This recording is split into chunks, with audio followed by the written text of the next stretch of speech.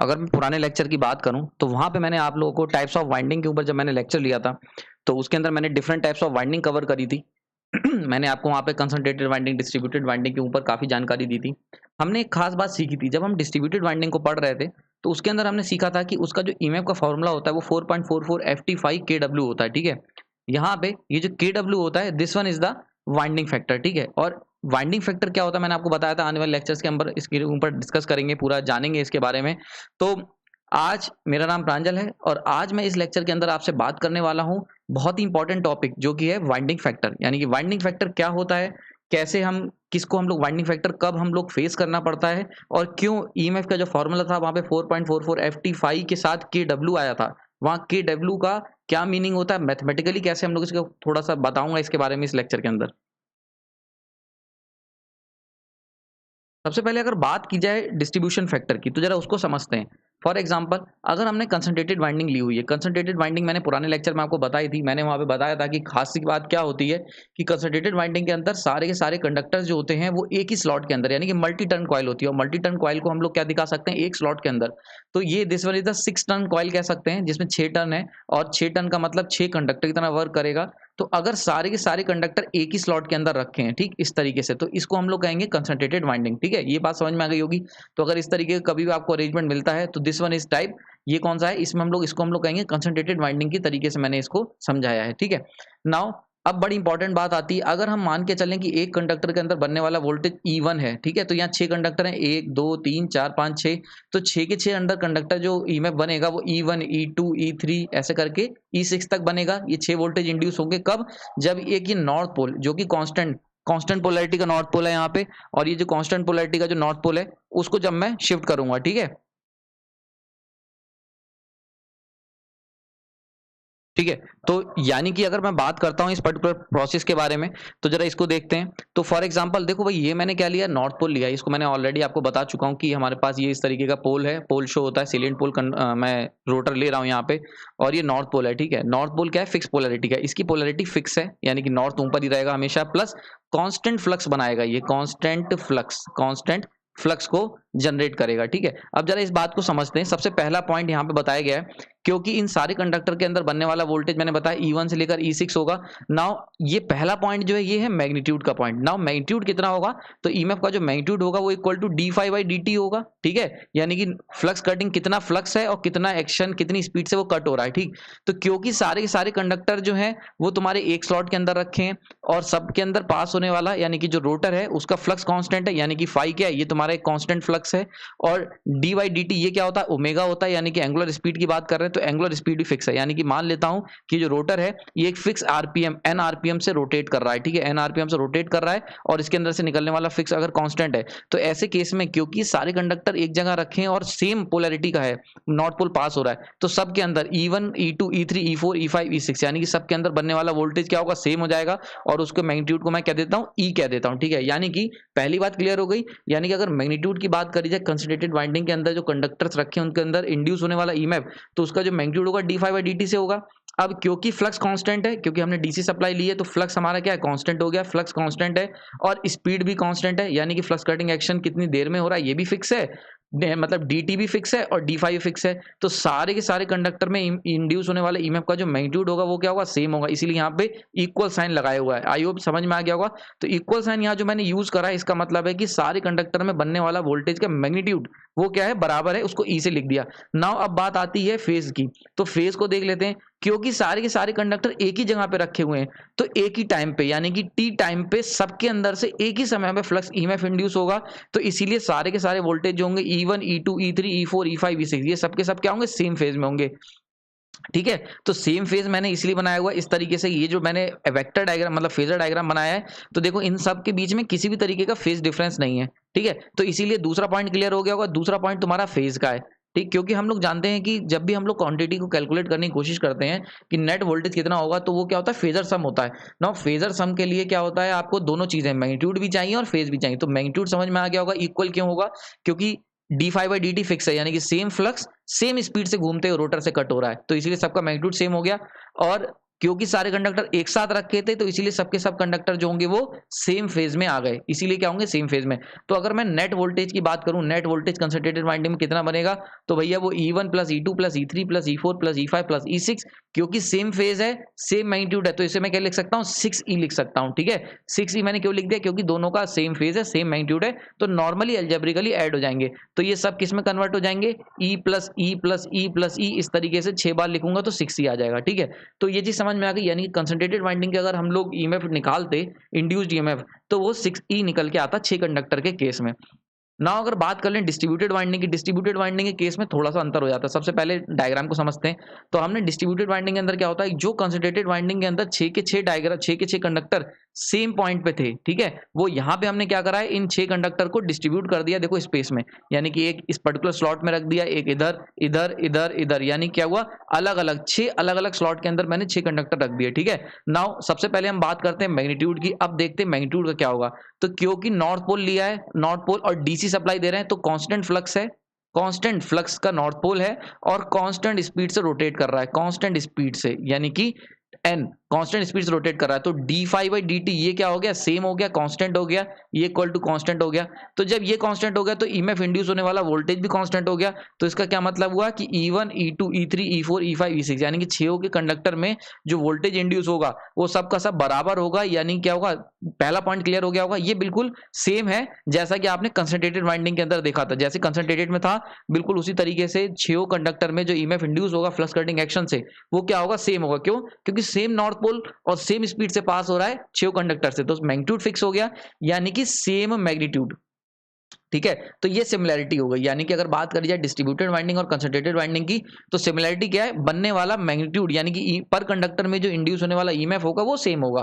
ठीक है, और सेम मैग्नीट्यूड का होगा। ठीक है, नाउ अब बात करते हैं फेज की। फेज को जरा ध्यान से देखो। ठीक है, तो फेज को अगर देखते हैं तो पहले वाले यहाँ पे क्या था, देखो पुराने केसेस में सारे कंडक्टर एक ही पॉइंट पे रखे थे, तो सब में जो फ्लक्स कटिंग हो रहा था वो एक साथ हो रहा है, एक ही समय पे सब में फ्लक्स कटिंग एक्शन हो रहा था। ठीक है, लेकिन डिस्ट्रीब्यूटेड में क्या है, डिस्ट्रीब्यूटेड में पहले नॉर्थ पोल E1 से पास होगा, देन नॉर्थ पोल E2 से मतलब सेकंड कंडक्टर से पास होगा, उसके बाद थर्ड कंडक्टर से, और इनके बीच में जो गैप है वो कितना है, वो है अल्फा। अल्फा क्या होता है, स्लॉट एंगल। इसको समझते हैं। फॉर एग्जांपल अगर एक हमारे पास रोटर हमने इस तरीके से बनाया हुआ है, ठीक है, तो देखो एक पर्टिकुलर स्लॉट जो है, इसका अगर सेंटर से मैं ले लूं, तो ये दिस वन इज यहाँ सेंटर रोटर का, for example this one is the rotor, ये मेरा अगर रोटर है, तो एक स्लॉट सेंटर पे दूसरे स्लॉट के मिड में, यानी कि एक स्लॉट से लेके दूसरे स्लॉट तक की जो दूरी होगी एंगल में, वो होती है स्लॉट एंगल। उसको मैंने अल्फा से यहाँ बताया गया, तो स्लॉट एंगल समझ में आ गया होगा। यानी कि एक स्लॉट ये है पर्टिकुलर, एक पर्टिकुलर स्लॉट ये है, एक पर्टिकुलर स्लॉट ये है, तो इन दो स्लॉट के बीच में जो दूरी होती है उसको मैं कहता हूँ स्लॉट एंगल से रिप्रेजेंट करते हैं, उसे हम लोग कहते हैं अल्फा, यानी कि slot angle. I hope slot angle समझ में आ गया होगा। ठीक है, तो स्लॉट एंगल क्या होता है, अच्छा स्लॉट एंगल लेते समय खास बात क्या याद रखनी, मिड से हमेशा लेंगे। यानी कि अगर मैं मान लूं ये सेंटर है, तो स्लॉट एंगल क्या होगा, तो इसका मिड, यानी कि ये वाला मिड हो गया इस स्लॉट का, और दूसरे वाले उसके जस्ट एडजेसेंट स्लॉट का मिड क्या होगा, ये वाला। तो यहां से एक लाइन ड्रॉ कर लो सेंटर पे, और एक यहां से ड्रॉ कर लो, इनके बीच का जो एंगल हो गया, this one is the slot angle. ठीक है, आई होप ये समझ में आ गई होगी। क्लियर, तो देखो स्लॉट एंगल समझ में आ गया। तो अब क्या होगा, यानी कि E1, यानी कि जो पहले कंडक्टर से जब नॉर्थ पोल पास हुआ, तो उसके अंदर अगर E1 बना, ठीक है, तो दूसरे कंडक्टर से जब पहुंचेगा उसमें E2 बनेगा, लेकिन पहले वाले कंडक्टर से जो दूसरा वाला कंडक्टर है वो अल्फा डिग्री का लैग करेगा। तो देखो जब वो लैग करेगा तो वहां पे उसे मैंने इस तरीके से लैगिंग डायग्राम बनाया। आपको पता होगा लैगिंग में हम लोग क्या करते हैं, थोड़ा सा नीचे की तरफ शिफ्ट करते हैं। ये अगर रेफरेंस है और तुम्हें लैग एंगल बनाना है तो कैसे बनाओगे, ऐसे ही तो बनाओगे। ठीक है, तो देखो वही चीज बनाई, यानी कि पहला वाला, इसको जरा इस केस को समझते हैं। तो first one is this one is E1, अगर E1 को मैंने रेफरेंस ले लिया तो E2 जो बनेगा वो क्या होगा, अल्फा एंगल का लैग करेगा, तो अल्फा एंगल लैग करवा लो, तो ये हो गया तुम्हारा E2। ठीक है, अब देखो E2 बन गया, E2 की डायरेक्शन ये है। अब E3 जो होगा वो भी अल्फा से लैग होगा, क्योंकि बीच में एक स्लॉट एंगल है, क्योंकि दोनों सारे के सारे कंडक्टर एक ही जगह पे नहीं रखे हैं, डिस्ट्रीब्यूटेड हैं पूरे पेरीफेरी पे।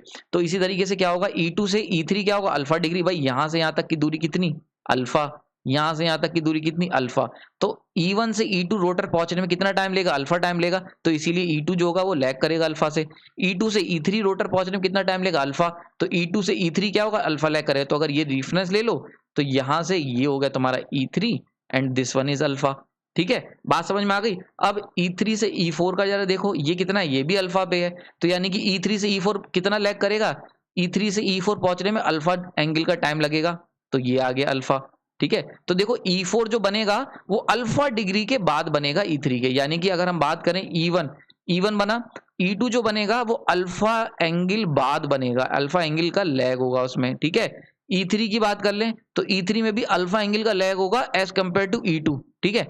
E4 की बात कर लें, इसके अंदर भी अल्फा एंगल का लैग होगा एज कंपेयर टू E3। तो ये देखो इस तरीके से अल्फा एंगल का लगातार लैग होता चला जाएगा। ये मैंने डायग्राम बनाया हुआ है यहाँ पे, ठीक है। इसको हमें आने वाले समय में एक पर्टिकुलर स्पेसिफिक लेक्चर होगा आपका डिस्ट्रीब्यूटेड वाइंडिंग के ऊपर। ये जो वाइंडिंग फ्रैक्शन जो मैं बता रहा हूँ इन सबको हम लोग बहुत डिटेल में वहाँ सीखेंगे। अभी एक बेसिक कॉन्सेप्ट समझ लो क्यों डिफरेंस आता है, ठीक है।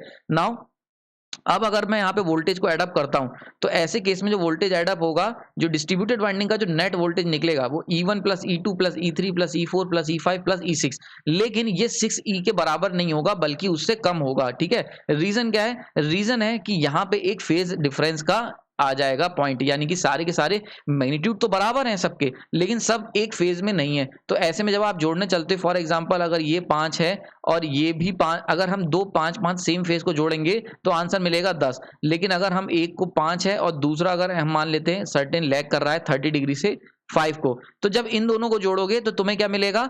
5 plus cos 30 into 5 plus 5 cos 30 तुम्हें निकल के आएगा, जो कि क्या होता है? 10 से कम होता है। ये ऑलरेडी आप लोग जानते होंगे, बहुत स्पेसिफिकली आपने इसको पढ़ा है कि phasor vector diagram, vector sum जब हम करते हैं या फेजर सम करते हैं तो वो अलजेब्रिक सम से डिफर करता है, और ये डिफरेंस जो होता है वो क्यों आ रहा है? वो due to the lag angle alpha की वजह से, ठीक है। तो ये जो लैग एंगल अल्फा है इसकी वजह से डिफरेंस आ रहा है, यानी कि अब अगर मैं 6 कंडक्टर के ईएमएफ को जोड़ूंगा तो वो मुझे 6E के बराबर नहीं मिलेगा जो कि कंसंट्रेटेड में मिल रहा था, अब की लेस देन 6E मिलेगा। रीजन क्या है? क्योंकि एक स्लॉट एंगल अल्फा आ गया, ठीक।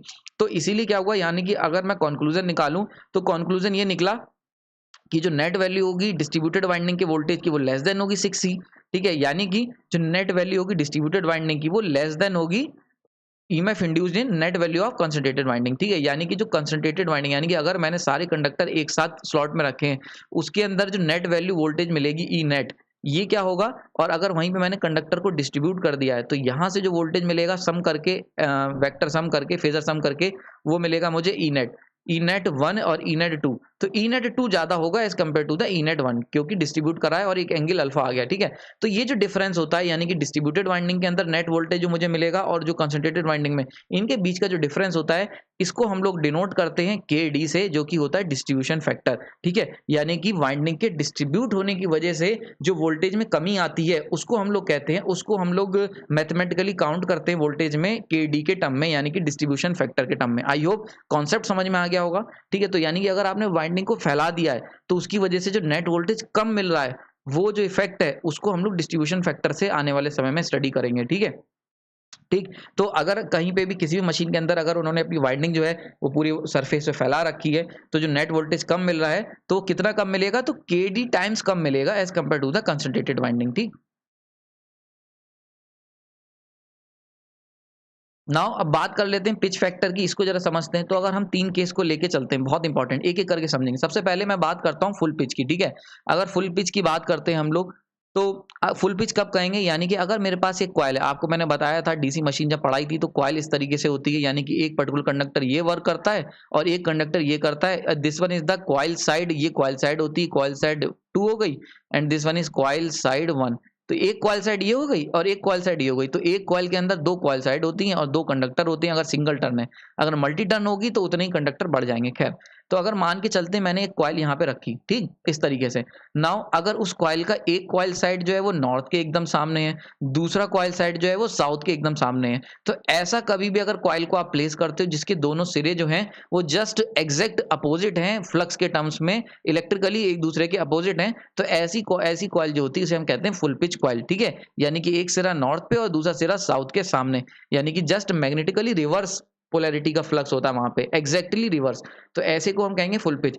वहीं पे दूसरा टर्म आता है शॉर्ट पिच, यानी कि अगर आपने क्या करा, एक सिरा तो नॉर्थ के सामने रखा लेकिन दूसरा सिरा जो है वो साउथ से पहले ही खत्म हो गया, यानी कि आपने क्या करा, जो दूसरा सिरा तुम्हारा यहाँ तक पहुँचना चाहिए था साउथ तक, लेकिन वो क्या हो गया, शॉर्ट रह गया, छोटा रह गया। छोटा रहने की वजह से इसीलिए इसका नाम पड़ा शॉर्ट पिच। ठीक है, तो शॉर्ट पिच में क्या होता है कि जो दूसरा सिरा होता है कॉइल का, वो साउथ पे यानी कि 180 डिग्री रिवर्स होने से पहले ही खत्म हो जाता है। ठीक है, तो देखो दिस वन इज, अगर ये 0 डिग्री है नॉर्थ, तो साउथ क्या होगा, 180 डिग्री इलेक्ट्रिकली होता है, ये ऑलरेडी मैंने बता चुका हूँ। तो अगर हमने कॉइल अपनी एक कॉइल साइड तो 0 पे रखी, लेकिन दूसरी कॉइल साइड लेस देन 180 पे रखी है, यानी कि साउथ से पहले रखी है, तो this one is the short pitch winding. ठीक है, नाउ बात कर लेते हैं लास्ट टर्म में ओवर पिच। तो अब क्या हुआ, अगर हमारा एक सिरा तो नॉर्थ पे यानी कि 0 डिग्री पर है, 0 डिग्री इलेक्ट्रिकल, और दूसरा सिरा जो है वो साउथ के आगे जाके रखा है, यानी कि above 180 degree, above 180 degree electrical, यानी कि दूसरा सिरा जो है वो 180 डिग्री इलेक्ट्रिकल के आगे रखा है, यानी कि साउथ पोल के आगे है। तो ऐसे केस में क्या हो जाएगा, ओवर पिच हो जाता है। ठीक है, नाउ ओवर पिच और शॉर्ट पिच जो होती है लगभग लगभग देखो एक दूसरे के सिमिलर हैं। ठीक है, तो ये कैसे पता चलेगा, तो देखो हम लोग ओवर पिच और शॉर्ट पिच, यहाँ पे जो कौन सी पिच ओवर है और कौन सी शॉर्ट है, ये डिसाइड किया जाता है on the basis of direction of rotation. देखो ये बात बताइए, depends on the direction of rotation. तो अगर डायरेक्शन ऑफ रोटेशन क्या है, इस पर्टिकुलर डायरेक्शन में देखें तो देखो ऐसे, अगर इस पर्टिकुलर डायरेक्शन में यानी क्लॉकवाइज चल के देखोगे, जिस डायरेक्शन में रोटर रोटेट हो रहा है, तो ये ओवर पिच है और ये शॉर्ट पिच है। वहीं पे अगर मैं क्या करता, डायरेक्शन रोटेशन इधर कर देता रिवर्स, इस पर्टिकुलर डायरेक्शन में, तो अगर यहां से चलोगे तो दिस वन इज, ये क्या हो जाएगी, तब ये वाली पर्टिकुलर कॉइल क्या होगी, ओवर पिच हो जाएगी, ओवर पिच, और ये वाली पर्टिकुलर क्या हो जाएगी, शॉर्ट पिच हो जाएगी। देख सकते हो शॉर्ट पिच। ठीक है, तो शॉर्ट पिच और ओवर पिच जो होते हैं एक दूसरे के सिमिलर होते हैं, डिपेंड करता है डायरेक्शन ऑफ रोटेशन पे। यानी कि तुम ये नहीं कह सकते वाइंडिंग देख के कि भाई वो शॉर्ट है कि ओवर है, अगर तुम्हें डायरेक्शन ऑफ रोटेशन नहीं पता रोटर का। ठीक है, तो डायरेक्शन ऑफ रोटेशन के बेसिस पे डिसाइड होता है कि कौन सी शॉर्ट है, कौन सी ओवर पिच है। ठीक, आगे चलते हैं, ये तीनों समझ में आ गया होगा। तो अब देखते हैं कि अंतर क्या आता है। तो मान लेते हैं मैंने कॉइल जो है फुल पिच ली हुई, ये कौन सी कॉइल है, फुल पिच कॉइल है, अभी मैंने पीछे आपको बताया। यानी कि एक सिरा अगर 0 डिग्री पे नॉर्थ के सामने है, तो दूसरा जस्ट अपोजिट साउथ के सामने, यानी कि 180 डिग्री का फेज डिफरेंस पे रखा गया है इलेक्ट्रिकली। ठीक है, तो ये दो पिच रखें, तो भाई अगर नॉर्थ है, ये साउथ है, अगर अगर ये कॉइल साइड 1 है और ये कॉइल साइड 2 है, ठीक है, तो कॉइल साइड 1 नॉर्थ के सामने है, साउथ के सामने कॉइल साइड 2 है, दोनों। अब देखो दोनों में क्या है, नॉर्थ पोल और साउथ पोल मूव कर रहे हैं, क्योंकि रोटर पे है तो इसलिए मूव करेंगे। जब ये मूव करेंगे तो नॉर्थ के सामने मान लेते हैं पॉजिटिव 5 वोल्ट का ईएमएफ इंड्यूस होगा, जबकि जब साउथ के सामने है तो -5 होगा, क्योंकि जस्ट अपोजिट होते हैं। तो नॉर्थ के सामने अगर फ्लक्स कटिंग एक्शन से ईएमएफ +5 हो रहा है, तो साउथ के सामने -5 होगा। ठीक है, इसको मैंने यहाँ दिखा दिया, इस तरीके से बनाया। +5 को अगर इस तरीके से दिखाया तो -5 को ऐसे रिप्रेजेंट कर सकते हैं।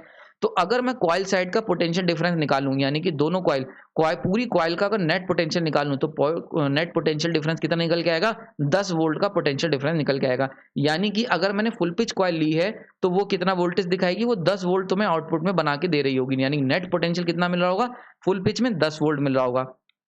अब बात करते हैं शॉर्ट पिच की। अगर शॉर्ट पिच को मैं रिप्रेजेंट करूं, ये मैंने शॉर्ट पिच अभी पीछे बताया था, इसी को अगर रिप्रेजेंट करता हूं तो इसका क्या मतलब हुआ, एक सिरा तो नॉर्थ के सामने, देखो ये वाला 1 कॉइल साइड, ये कॉइल साइड 1, कॉइल साइड 1 जो है वो तो नॉर्थ के सामने है, लेकिन कॉइल साइड 2 जो है होनी चाहिए थी साउथ के सामने। अगर यहां होती तो ये हो जाता फुल पिच। ठीक है, लेकिन हमने क्या करा, पहले ही एंड कर दी, यानी कि शॉर्ट कर दी। तो शॉर्ट कितना करा, तो भाई इतना एंगल शॉर्ट कर दिया, ये क्या शॉर्टनेस दिखा रहा है। तो जब मैंने शॉर्ट कर दिया तो ये आ गई कॉइल साइड 2, तो ये आ गई कॉइल साइड 2। ठीक है, देखो मैंने क्या करा, यहां होनी चाहिए थी लेकिन इतनी शॉर्ट रह गई, ये क्या है, शॉर्ट रह गई इतनी, तो वही चीज यहाँ पे बना दी है, सेम चीज, यानी कि सेम मैंने यहाँ पे बनाया है।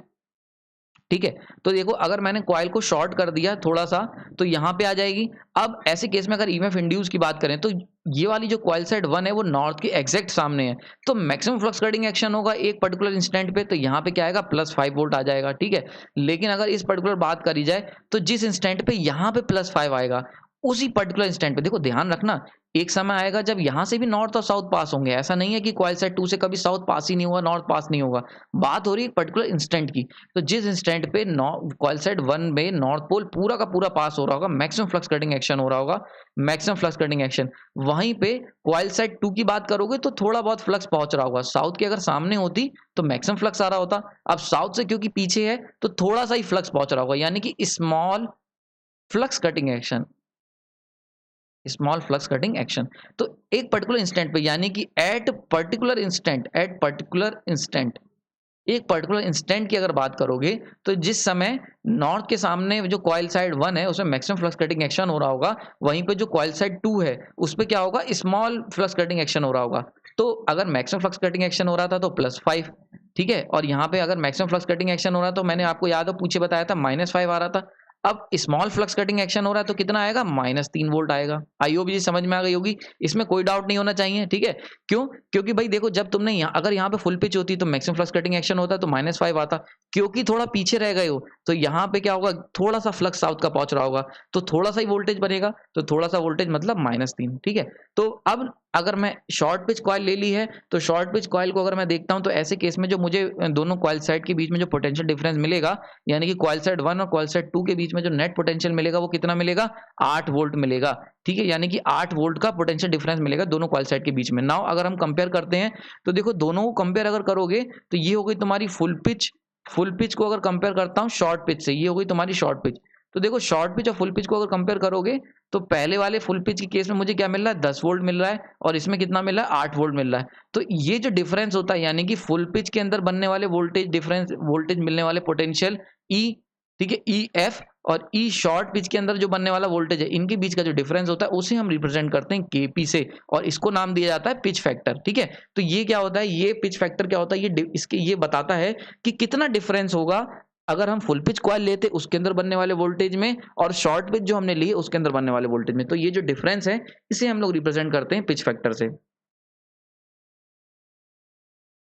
नाउ अब इंपॉर्टेंट पार्ट आ जाता है कि भाई ये सब बता दिया, वाइंडिंग फैक्टर क्या हो गया, ठीक है। वाइंडिंग फैक्टर क्या होता है, तो देखो, एक हमने अभी सीखा, जब सबसे पहले मैंने बताया कि जब मैंने कॉइल को, कंडक्टर को डिस्ट्रीब्यूट कर दिया था पेरीफेरी पे, तो इसकी वजह से जो ईएमएफ रिड्यूस हुआ था, ई रिड्यूस हो गया था, उसे मैंने रिप्रेजेंट करा केडी डिस्ट्रीब्यूशन फैक्टर से, ये आ गया।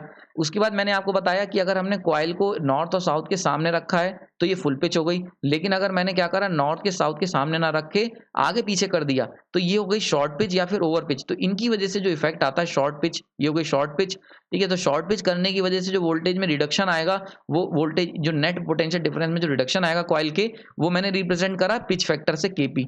तो ये हो गया केपी। तो जब केपी और केडी इन दोनों को जो मिलाते हैं तब हमारा बनता है केडब्ल्यू, यानी कि वाइंडिंग फैक्टर। तो वाइंडिंग फैक्टर क्या होता है, वो फॉर्मूले से रिप्रेजेंट करें तो winding factor is equal to the product of pitch factor and distribution factor. तो वाइंडिंग फैक्टर अगर आपसे पूछा जाए क्या होगा, तो वाइंडिंग फैक्टर क्या होगा, पिच फैक्टर को मल्टीप्लाई कर दो डिस्ट्रीब्यूशन फैक्टर से, यानी कि दोनों फैक्टर को जब हम मल्टीप्लाई कर देते हैं तो वहां पे निकल के आता है वाइंडिंग फैक्टर, ठीक है। खास बात ये होता है, it is only available in distributed winding, क्योंकि जब तुम डिस्ट्रीब्यूटेड वाइंडिंग करोगे केवल तभी वाइंडिंग फैक्टर होगा। फुल पे अगर हम कंसंट्रेटेड वाइंडिंग करते हैं तो वहां पे कोई ऐसा कॉन्सेप्ट ही नहीं होता है पिच फैक्टर या वाइंडिंग फैक्टर या डिस्ट्रीब्यूटेड फैक्टर का, ठीक है। तो ये चीज समझ में आ गई होगी। तो डिस्ट्रीब्यूटेड वाइंडिंग में होता है, खास बात याद रखने वाली बात क्या है कि जो पिच फैक्टर होगा चाहे डिस्ट्रीब्यूशन फैक्टर होगा, दोनों के दोनों लेस देन 1 होंगे और इनकी मैक्सिमम वैल्यू 1 होगी। ऐसी पिच फैक्टर भी लेस देन 1 या इक्वल टू 1, यानी कि दोनों की मैक्सिमम वैल्यू 1 होगी। तो 1 कब होगा, दोनों के दोनों 1 होंगे कंसंट्रेटेड वाइंडिंग में। अगर डिस्ट्रीब्यूटेड वाइंडिंग ली हुई है तो लेस देन 1 ही आते हैं, डिपेंड करता है। मान लो फुल पिच ले लिया तो ये 1 हो जाएगा, ठीक है। अब पिच फैक्टर की अगर बात कर लें, अगर तुमने फुल पिच ले लिया, फुल पिच, तो पिच फैक्टर इक्वल टू 1। अगर आपने कंसंट्रेटेड वाइंडिंग ले ली तो डिस्ट्रीब्यूशन फैक्टर इक्वल टू 1, ठीक है। तो इस तरीके से पिच फैक्टर और डिस्ट्रीब्यूशन फैक्टर समझ में आ गया होगा। और के डब्ल्यू की बात कर लें तो जनरली ये लेस देन 1 होता है, ठीक है। और अगर इसकी मैक्सिमम वैल्यू की बात करें तो इसकी जो के डब्ल्यू की जो वाइंडिंग फैक्टर की जो मैक्सिमम वैल्यू होगी वो कितनी होगी, 1 होगी। यानी कि के डब्ल्यू हो चाहे के सी हो चाहे के डी हो, तीनों की तीनों की वैल्यू जो होगी वो या तो लेस देन 1 होगी या मैक्सिमम वैल्यू 1 होगी, ठीक है। आई होप लेक्चर आपको समझ में आया होगा। इसके अंदर मैंने डिस्ट्रीब्यूशन फैक्टर, पिच फैक्टर और वाइंडिंग फैक्टर के ऊपर आपको बेसिक समझा दिया है। आने वाले लेक्चर्स के अंदर मैं इसके एक एक कॉन्सेप्ट को डिटेल में कवर करूंगा, मैथमेटिकल डेरिवेशन सीखेंगे और जानेंगे कि ये इसके आने वाले न्यूमेरिकल कैसे सॉल्व करते हैं डिस्ट्रीब्यूशन फैक्टर बेस्ड और पिच फैक्टर बेस्ड। तब तक के लिए धन्यवाद।